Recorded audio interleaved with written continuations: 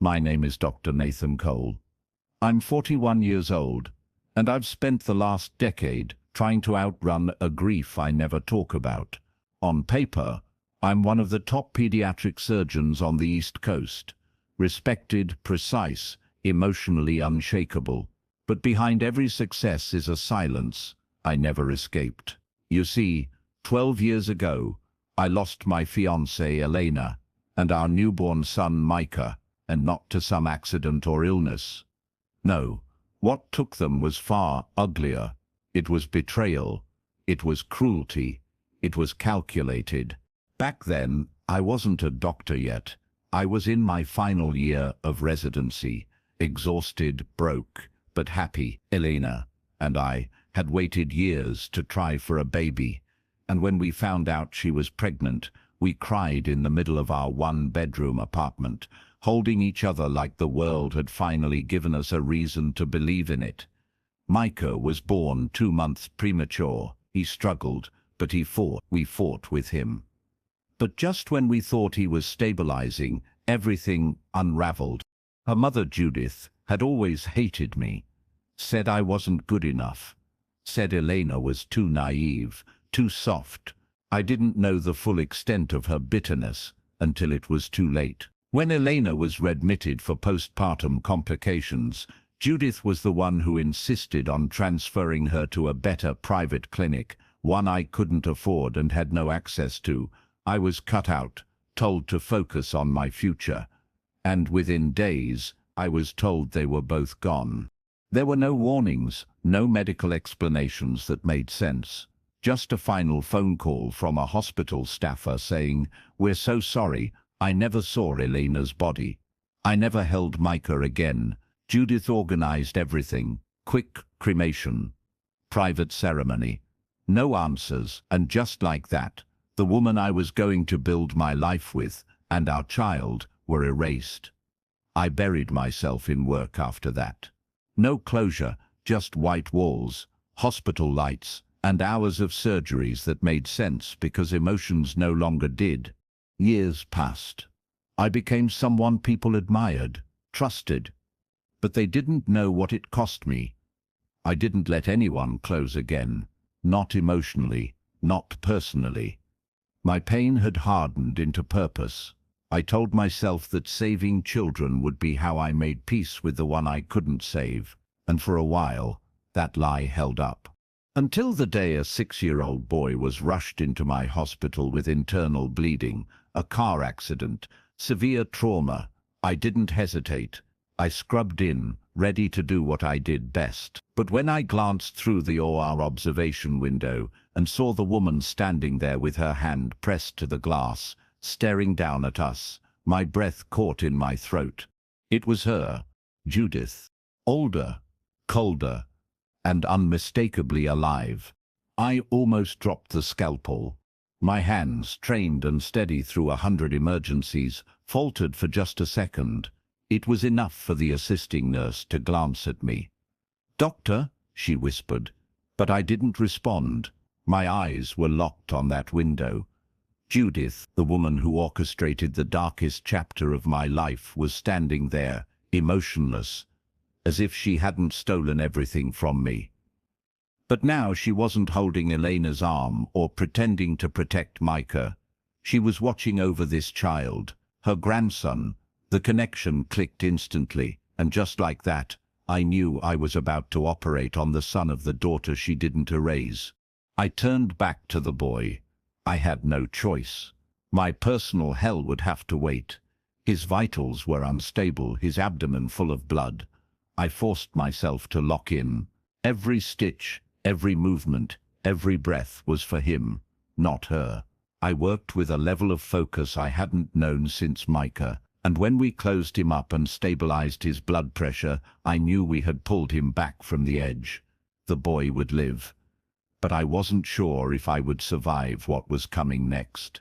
After the surgery, I walked into the hallway outside the OR, still in my gown, and found her standing there, alone, no expression. Her eyes met mine, and for the first time in over a decade, I saw her flinch. I didn't speak. I didn't need to. she opened her mouth. Maybe to thank me, maybe to lie again. But I walked past her without a word, not out of weakness, out of control. Because when you've been silenced before, real power is the ability to choose your moment. I spent that night in my office, staring at the chart. The boy's name was Mason. His mother, Abigail Delaney, Elena's younger sister, the one who had cut ties with Judith years before the tragedy, the one who had, according to a few online records, gone into hiding when she got pregnant. I dug deeper. Abigail had no known spouse, no records of a permanent address, only emergency guardianship papers filed 3 months ago, signed by Judith. That meant Mason had recently come under her care. And that's when the realization hit me. Judith didn't raise Mason. She wasn't part of his life until something forced her to be. And if Abigail had disappeared for years, what happened to her? I leaned back in my chair, hands shaking. Not from pain, but from truth. Judith wasn't just a chapter I had closed. She was the beginning of something much darker, and I wasn't just going to uncover what really happened to Elena and Micah. I was going to find out what else this woman had buried. The next morning, I requested to remain on Mason's care team. Not because of Judith, but because something in me refused to walk away. It wasn't about revenge, not yet. It was about protecting that boy. I couldn't explain it, but when I looked at him bandaged, unconscious, hooked up to monitors, I felt something I hadn't in years. Not guilt, not grief. Guardianship. As if somehow, fate had given me one more chance to save a child connected to everything I had lost.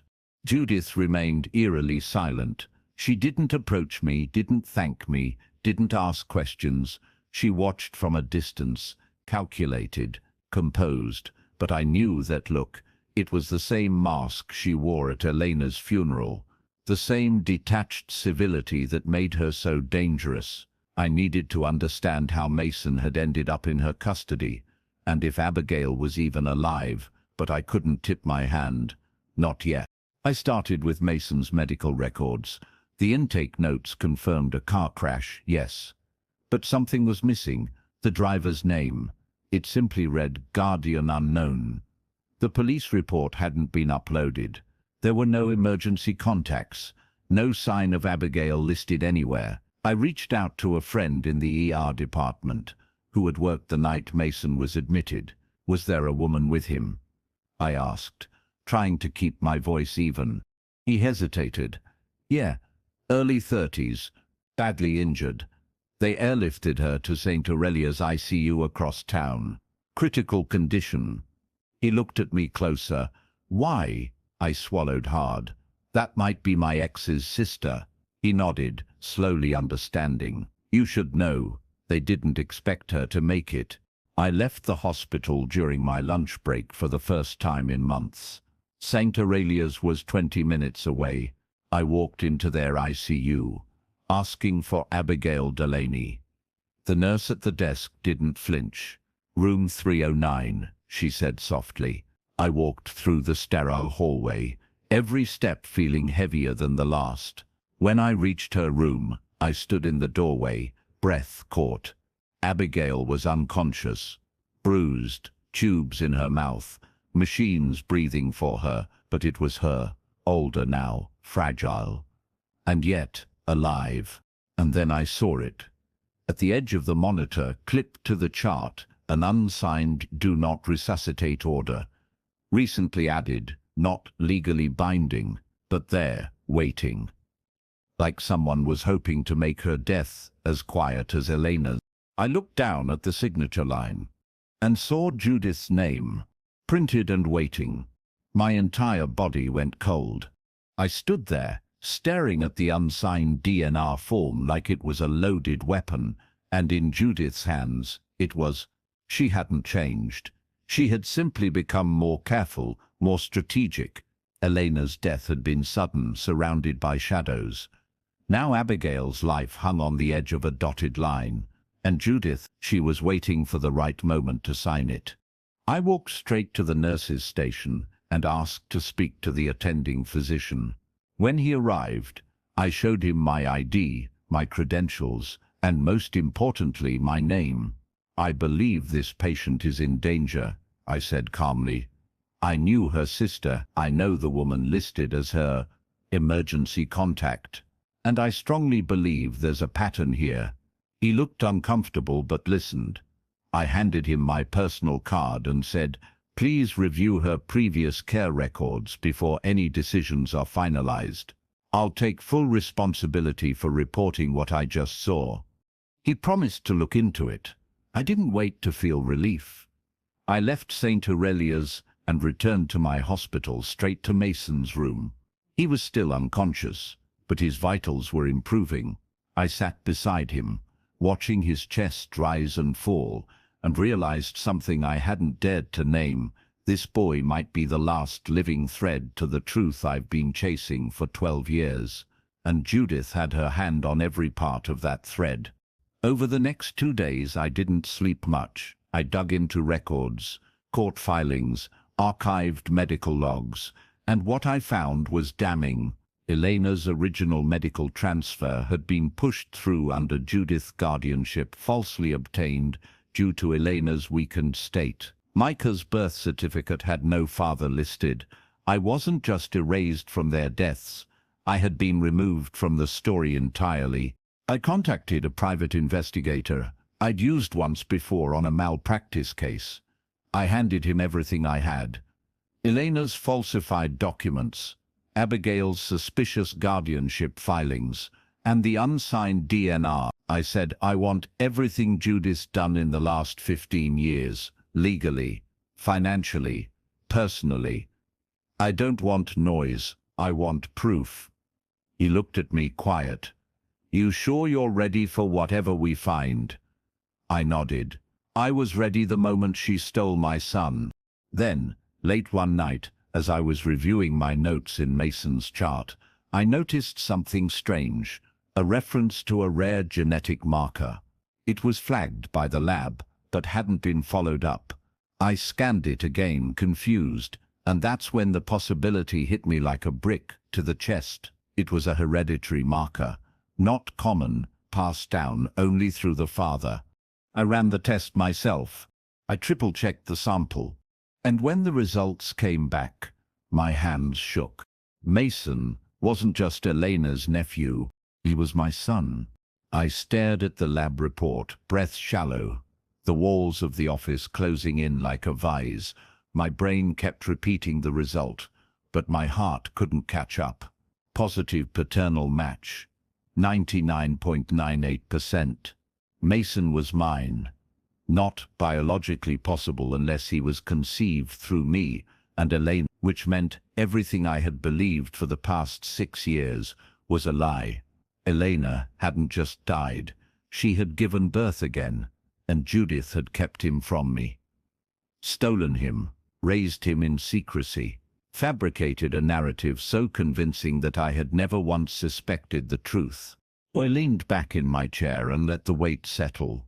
She had taken my first child and buried the truth with the ashes. And now, here he was, Mason, unaware that the surgeon fixing his internal bleeding was his father, that the woman standing coldly outside his room was not his grandmother, but the architect of everything we both had lost. I couldn't tell him. Not yet.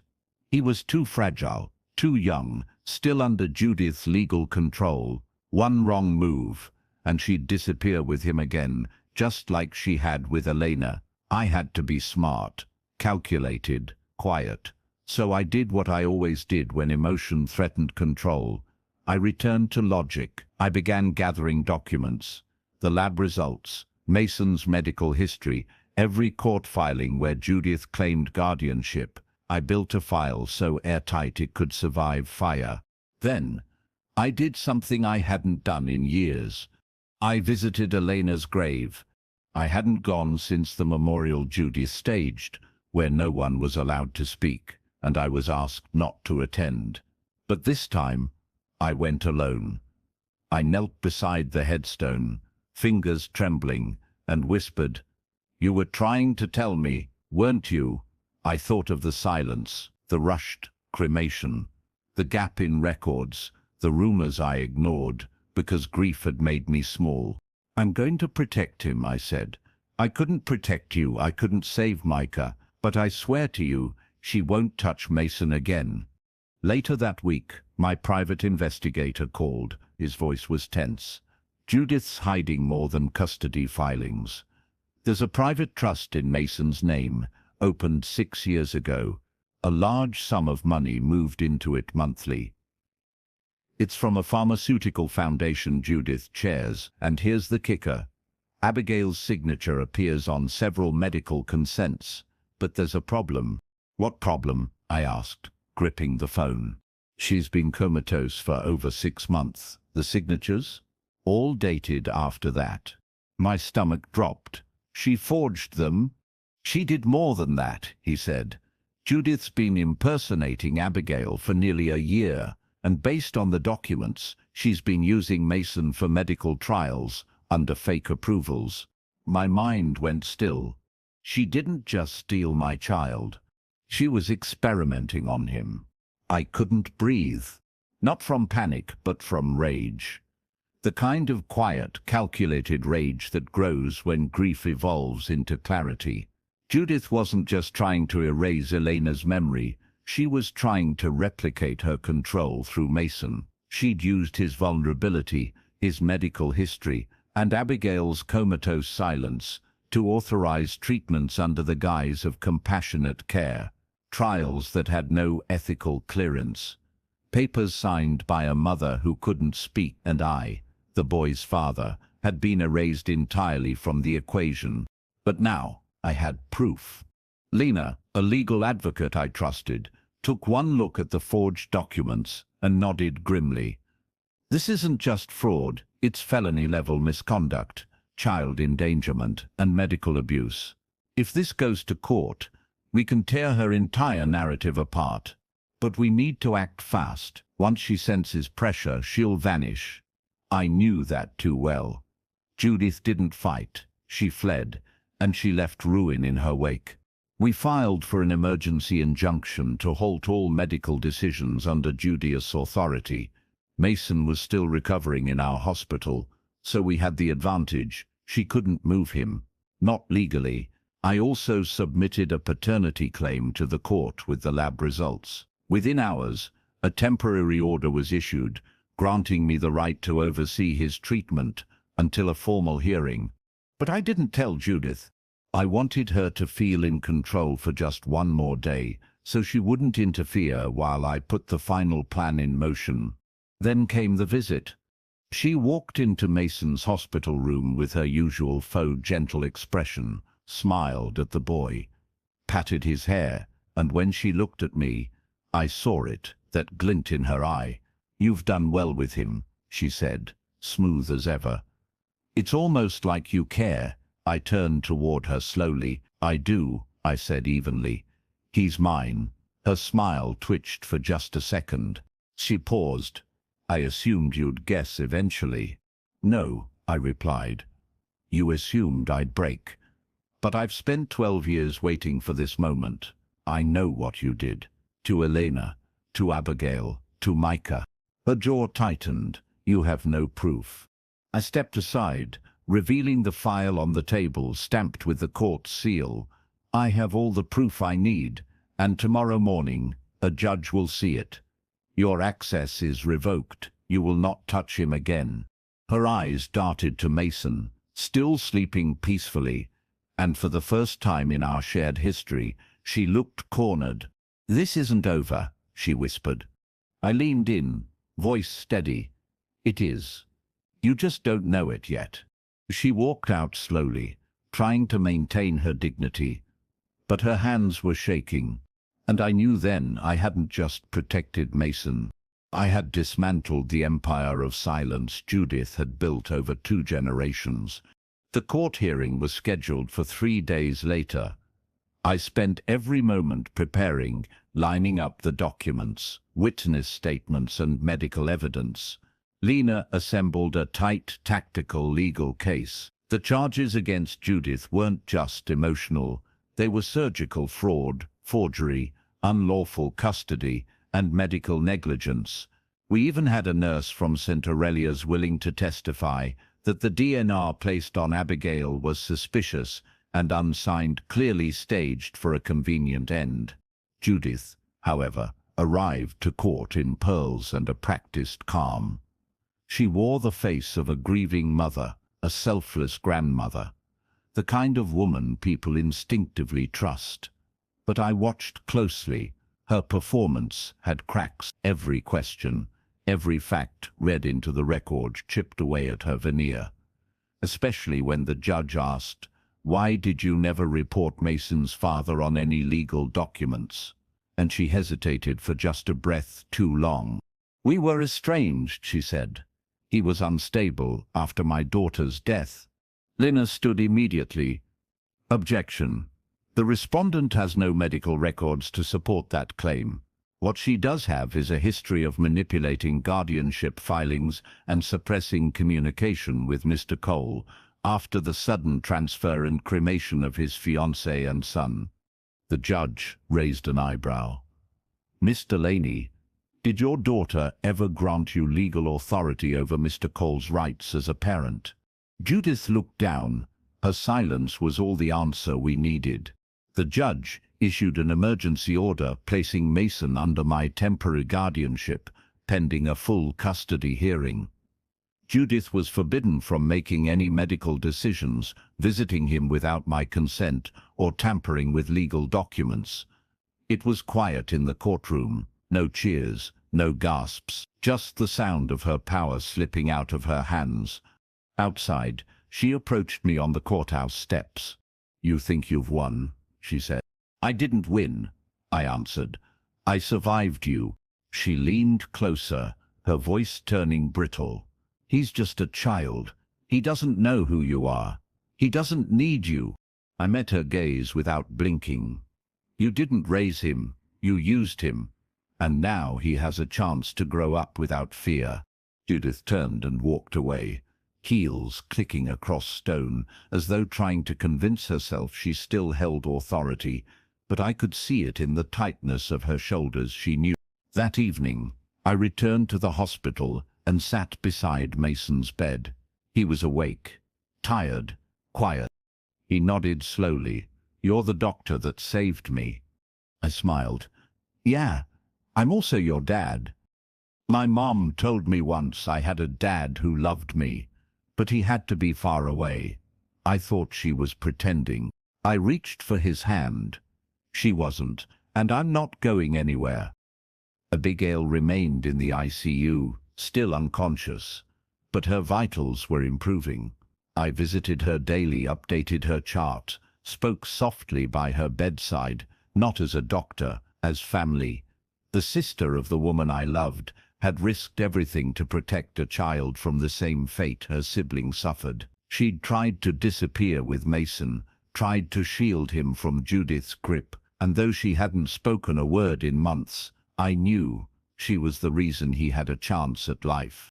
Then one morning, as I sat beside her, her fingers twitched, just slightly. I stood. "Abigail," I said, barely above a whisper. Her eyelids fluttered, slowly, unevenly. Then, for the first time, she opened her eyes and looked directly at me.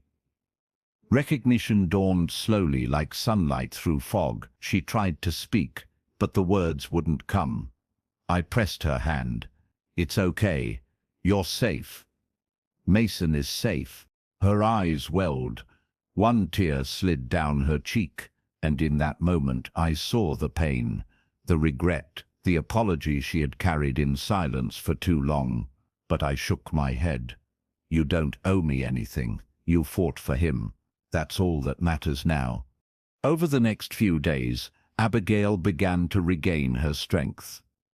Enough to speak in short phrases. Enough to confirm what I already knew. She had fled Judith's home when she found out what really happened to Elena. She had feared for Mason's safety from the moment he was born. She had forged a life under the radar for as long as she could. but an accident forced her back into Judith's orbit. One moment of vulnerability and Mason was taken. She looked at me from her hospital bed and whispered, "I thought I failed her. I thought I failed you." I shook my head, eyes burning. "You saved the only part of her I have left. You didn't fail anyone." And for the first time in over a decade, I felt something more powerful than pain. I felt forgiveness. As Abigail's strength returned, so did the missing pieces of our shared past. We talked for hours in that hospital room. Slowly, gently, she filled in the blanks Judith had worked so hard to erase. She told me how Elena had gone into early labor alone, and how Judith had intercepted every call and message while I was stuck in surgery on a 36-hour shift. She'd spun a story that I'd chosen work over family, poisoning Elena's trust until she was isolated and vulnerable. And when Micah was born, it was Judith who signed off on the clinic transfer, removing me from every legal right with the forged power of attorney she'd had prepared in advance. "She wanted you gone, Nathan," Abigail whispered, voice trembling. "She thought you'd hold Elena back, that you'd tie her to a future she didn't control." Her eyes filled with tears. "And when Micah started having complications, she said it would be better if things ended quietly. She didn't even let Elena hold him." I sat there, my fists clenched, my breath shallow. I had imagined betrayal in so many forms over the years, but nothing could prepare me for the depth of this violation. It wasn't just manipulation, it was theft of a life. And yet, it made sense now, how Elena seemed distant in her final days. Why she never called, never cried for me. She hadn't stopped loving me. She'd been trapped. "I tried to get her out," Abigail said softly, but Judith was always 2 steps ahead. "When Elena passed, I promised I'd never let Mason become another version of that story, so I ran. But Judith found us, got custody through a judge she used to work with, claimed I was unfit, and I knew, if I kept fighting, she'd bury me too." I took her hand and looked her in the eyes. "You don't need to fight alone anymore. This time, we finish it." Lena filed the formal petition for full custody the next day, supported by Abigail's sworn testimony and the hospital's documentation. We also filed a motion to freeze all assets tied to Judith's pharmaceutical connections. Lena's words were clear. "We're not just protecting Mason, we're dismantling the structure she built to operate in the shadows." Mason started asking questions, not in fear, but with the natural curiosity of a child who senses something deep has shifted. I told him what he was ready to hear, that his mother was getting better, that I was his father, and that the woman who had raised him had made serious mistakes. He didn't cry. He just sat quietly beside me and said, "Can we go somewhere she can't find us anymore?" I smiled, choked with emotion. We already did. That weekend, I took Mason to the ocean. His first time seeing it. We stood barefoot on the shore as the wind caught his hair and the waves rushed up around his ankles. He looked up at me and asked, "Did you come here with my mum?" I nodded. She loved the sea. She said it made her feel like anything could begin again. Mason took my hand. I think she was right. The courtroom was packed for the final custody hearing. Journalists, legal observers, even distant family members who had stayed silent for years now appeared in the pews, pretending concern. Judith sat near the front, pristine as ever, surrounded by lawyers she could barely afford any more. But for once her mask was cracking. She no longer looked invincible, she looked exposed. Abigail testified first. She spoke with trembling strength, explaining her years in hiding, the medical forgeries, and the control Judith had exercised through fear. When asked why she hadn't come forward sooner, she didn't flinch. "Because people like her don't fight fair. They ruin you slowly, piece by piece, until you forget who you were before the silence. Then I took the stand. I didn't speak as a surgeon or even a father seeking justice. I spoke as the man who had lost everything and still stood. I spoke of Elena, of the day I said goodbye, of the test results that rewrote my past. I told them that Mason wasn't a second chance. He was a continuation of the love Judith tried to erase. This case, I said, isn't about custody. It's about restoring a life that was stolen before it even had a name. The judge didn't need long. With finality in her voice, she ruled in my favor. Full legal and physical custody of Mason was granted to me. Effective immediately, Judith's rights were terminated. An investigation into medical fraud and forged guardianship was handed to the state. Judith didn't protest. She didn't cry. She simply stood, gathered her things and walked out, shoulders heavy with the weight of a legacy undone. There were no threats this time, no final words, just absence. The same kind she had forced on me all those years ago. Back home, Mason ran through the halls of our new place, a sunlit house by the sea that Abigail and I had found together. She had recovered enough to walk short distances, and now sat watching him with a peace I hadn't seen in her eyes until that day.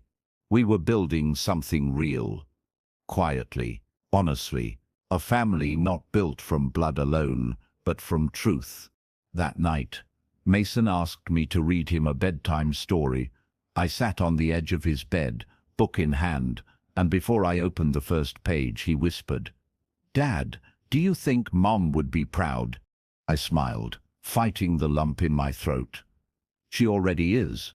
He fell asleep before I finished the second page, and I sat there long after, watching him breathe, knowing this time I didn't lose him. So if you're still here, if you've made it through this entire story, remember this. The most powerful revenge is not destruction. It's restoration. It's reclaiming what was taken in silence and choosing love, truth, and presence in the face of everything meant to break you. If this story touched your heart, comment, "He still found his son," and let someone out there know it's never too late to rise from what was stolen.